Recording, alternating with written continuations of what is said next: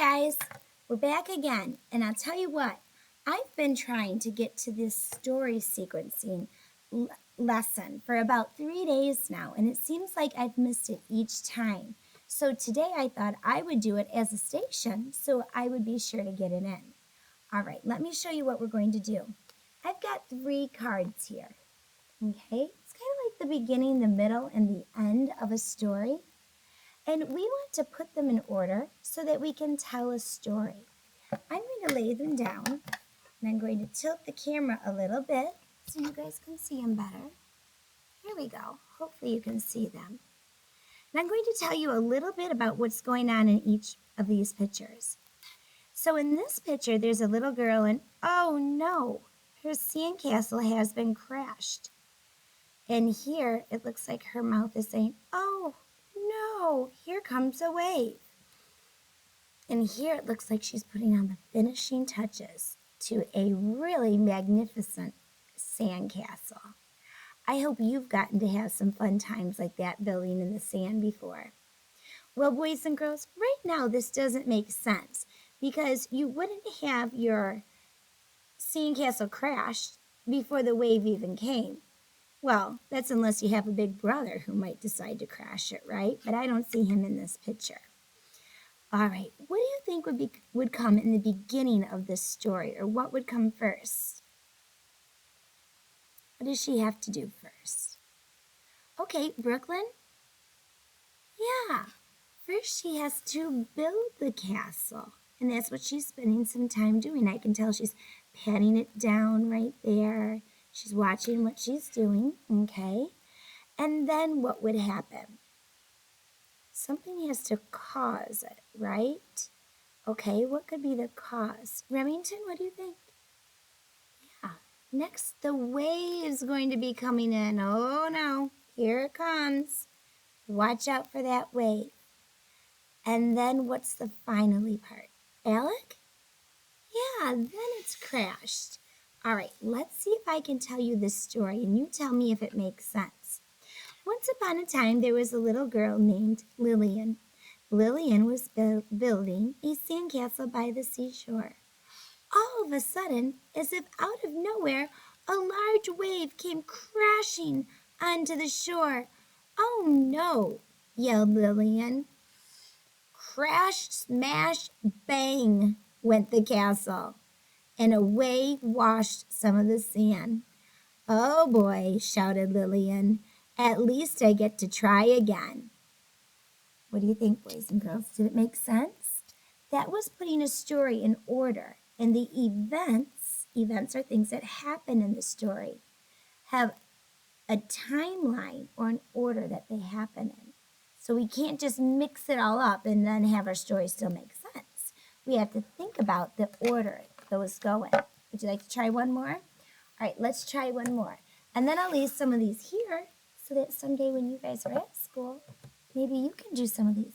Let's try. That one had a crashing in it, so let's not do another crashing one. Let's do this one. All right, I think this little boy's name is going to be Pierre. So Pierre wanted to fly an airplane. He has some paper, and he built an airplane. What do you think Pierre should do in the beginning of the story? What do you say? Peyton? You're right. He's got to get the paper so that he can make the plane. So let's put that first in our story. Okay? All right, Ethan, can he fly the plane yet? No, he has to make it, doesn't he? All right, let's move that. And then Jackson, yeah, I will move this one over. You're right, because he has to make it. All right. Now, I'm going to start the story, and you're going to fill in the missing part, okay? All right, when I get quiet, you say what would be there. Once upon a time, Pierre wanted to build an amazing paper airplane. He gathered some paper that he would need for the job. After he got the paper, Pierre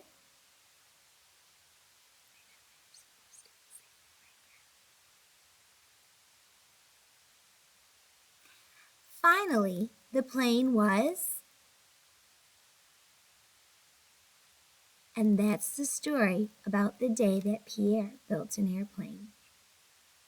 Did you remember to fill in the missing parts? Did it make sense in the order we said it? Did you notice I had some words that helped me along? Right. Often you hear once upon a time in the beginning of a story. You might hear someone say in the beginning, or it all started when. Mhm. Then we can use words like after that, then, next.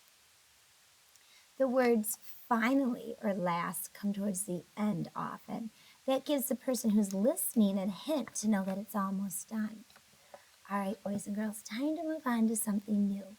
Now, the papers that we're going to be doing today for the station come from the green folder. Yeah, the green one that's still pretty heavy and has a lot in it. All right, today you're going to take 4 sheets of paper out of that one. You're going to take a glue practice page out of it. You're going to take a practice page out for writing slanted lines. You're right, we did one that was very similar to this, except it slanted the other way. Yep, so now you get to practice this again. You're going to take out just 1 sheet of the rhyme cards. This one has the hat and the cat, the van and the fan, all that good stuff. And this one I'm excited about. This one has a little boy. Do you guys know the story of Johnny Appleseed? We're going to have to try to read that one. But he has a little boy with a lot of apples he's been collecting, and those apples have words on them. All right, let me tell you what to do with each of these. Now, this first one, I'm going to have you do most of it on your own, but I'm going to give you a little twist to it. The directions say, cut, then glue the birds into the tree. We're going to do that, but I want you to do it slightly differently. I want you to cut out your birds. Yeah, Nevaeh, you can color them. That would look very pretty. I'm glad you wanted to add that detail. Cut out your birds, and you're going to glue some in the tree and some below the tree. So you might say 3 birds in the tree, 2 birds on the ground. You might put 4 birds in the tree, and then 1 bird on the ground. I know I almost got ahead of myself. If you put all 5 birds in the tree, then there would be no birds on the ground. You can figure out how you want to do that. And then I want you to be able to tell a math story about what your picture is showing. It could go something like this. There were 2 birds singing in the tree. 3 birds were looking for worms underneath the tree. There were 5 birds enjoying a nice fall day. See how I kind of told a story, but I used numbers on it? It was a math story. As the year goes on, we're going to learn how to write number sentences for those math stories. Oh, you do know how already? Good for you. That's great. Okay, with this one, you have more rhyming cards. This is your second sheet. I want you to cut out these cards, mix them up. You don't want them right next to each other the same way you cut them out. And then I want you to find the rhyming pairs. Pairs, bears. Yep, pairs and bears does rhyme. Good. So rhymes are words that sound alike. The ending is the same. So this one's kind of fun. I'm going to name this boy holding the number 10. You know, don't you? I'm going to call him Ben. Ben had the 10 next to the pen. So you could match those up. You know, there's one of them that is pretty tricky. This is supposed to be a booth. Yeah, like if you go into a restaurant and they'll say, would you like a table or would you like a booth? What do you guys usually say? Our family likes a booth, but usually there's too many of us for the booth. So depending on how big the booth is, a lot of times we have to go to the table. All right, cut those out and have some good rhyme practice. Yes, yep, you can save these, put them with the other rhyming cards. When you put them together, it's going to make it a bigger challenge to try to do all those rhymes, to sort them out, but you can do it. Okay, just like you practiced this one before, you're going to make a slash. This time you're going to start at the top and then go back a little bit to the ground. You're going to do that. Try putting about 5 on each line. That way you can keep it neat. Excuse me, that yawn snuck in. You can keep it neat, but you can still have enough practice. All right, speaking of practice, I want to practice some sight words. Do you see this paper right here? Yeah. This is a color by sight word. You've heard of color by number. We've done color by letter. This time you're going to use sight words. On Johnny Appleseed's little box here, it says, if the word says, what does it say? We color it red.